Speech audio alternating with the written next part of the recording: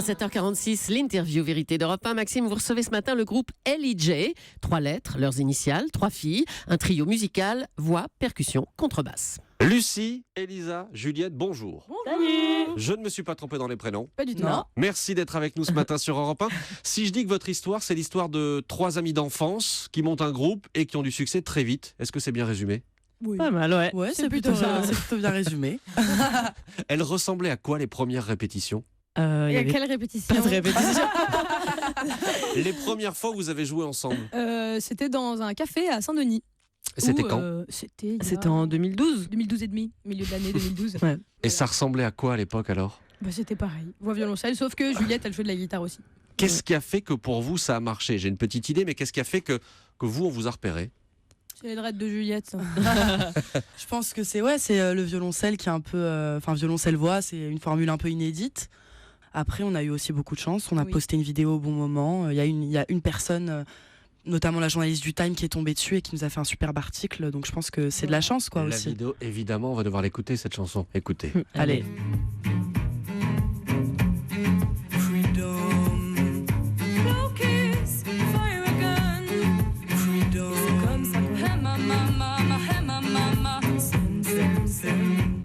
Et alors, ce qui est génial, c'est que toutes les 3, vous chantez, vous dansez pendant qu'on diffuse votre clip.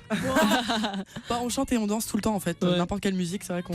On n'est pas encore trop saoulés de la chanson, ça va. Oui, ça va. 45 millions de vues sur YouTube pour ce titre Summer 2015. Non, mais on en est fiers, c'est cool. Vous avez raison d'être fiers. Un titre où vous reprenez donc les plus grands succès de l'été dernier. Est-ce que vous regardiez à l'époque le compteur grimper ? Non. Enfin, on regardait une fois par jour et une fois par jour, on se disait bon, arrête de regarder parce que ça va vite s'arrêter et on va paniquer après. Mais non, on se rendait pas compte du tout de. Et à quel ce qui se moment vous passait. vous êtes dit il se passe quelque chose de totalement inattendu ? Bon, million de vues.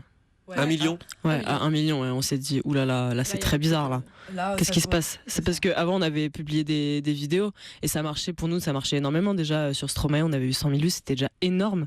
Mais alors là, quand on a vu le million, on s'est dit, mais là c'est bizarre qu'il y ait autant, alors que c'est en plein mois d'août que personne n'est censé être connecté sur YouTube et tout ça. Et on s'est dit, bon, d'accord. Et plus tous les partages qu'il y a eu de groupes.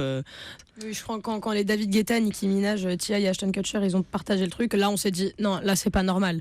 Là il y a un truc bizarre qui se Vous passe. aviez la validation des artistes. Un C'était peu, ouais. dingue. Le souci, c'est qu'on vous connaît. Le souci entre guillemets, c'est qu'on vous connaît essentiellement, au début en tout cas, comme un groupe de reprises. Ouais. Vous faites beaucoup de reprises. Est-ce que ça vous gêne quand vous dites ça ? Non. Pas du tout. Non. En fait, les reprises, je pense que ça nous a permis de développer notre style à nous, en fait. Et c'est pas plus mal. Nous, on adore arranger les chansons. En général, c'est des chansons qu'on aime. Enfin, c'est un plaisir de retravailler des chansons préexistantes sans trop dénaturer le travail de l'artiste avant. Et puis en général on a des bons retours sur ça.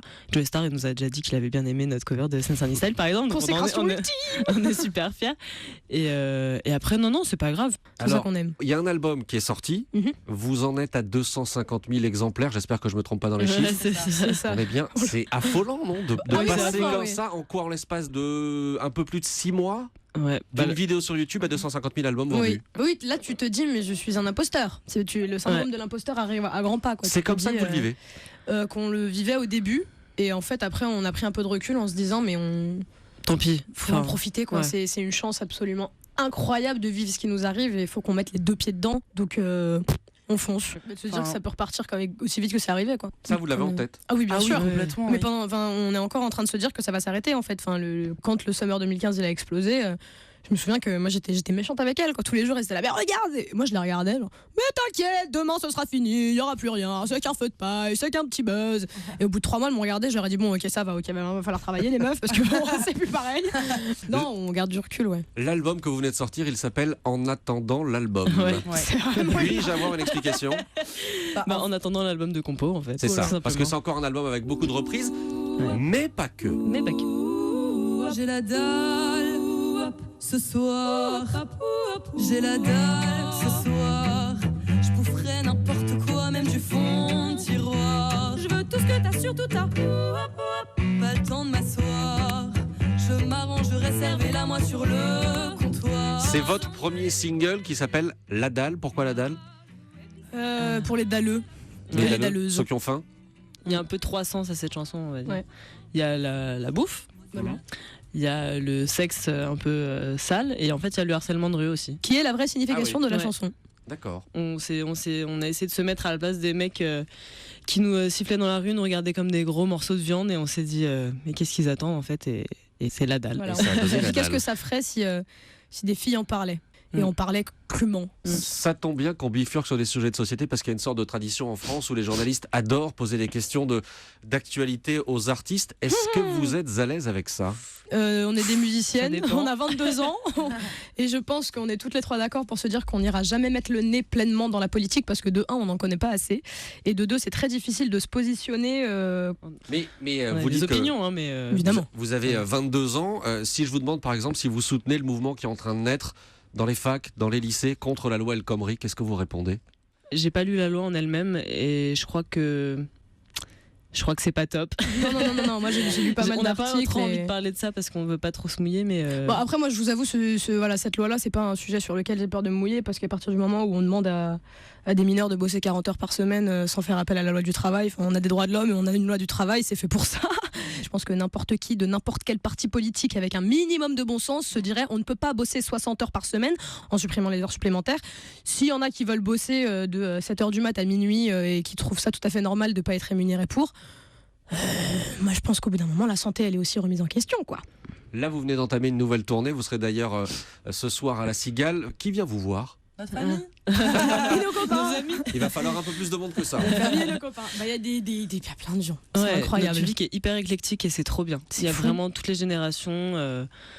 Et quand on voit une famille qui vient ensemble à un concert, moi je sais que je serais jamais allée voir un concert de rock avec ma mère quand j'avais 15 ans. Bah, si on peut voir des gens de 15-16 ans qui viennent avec leurs darons, je trouve ça trop cool. Ouais, c'est trop bien. Ça donne quoi, LJ, en live? Ça déchire. Attends, te vende pas trop, s'il te plaît. On a rigole, droit à je un rigole. petit bout ou pas? Allez. J'ai envie de métissage pour des hommes vrais et tous ceux qui ont de la rage, vas-y laisse-les. Ouvre ton rivage à la différence qu'on aime pour des hommes vrais, pour des hommes vrais. See the people in my love them raga. When we party like no other. To the break the down we a drama. Taiwan big ranks with the swagger. Bravo.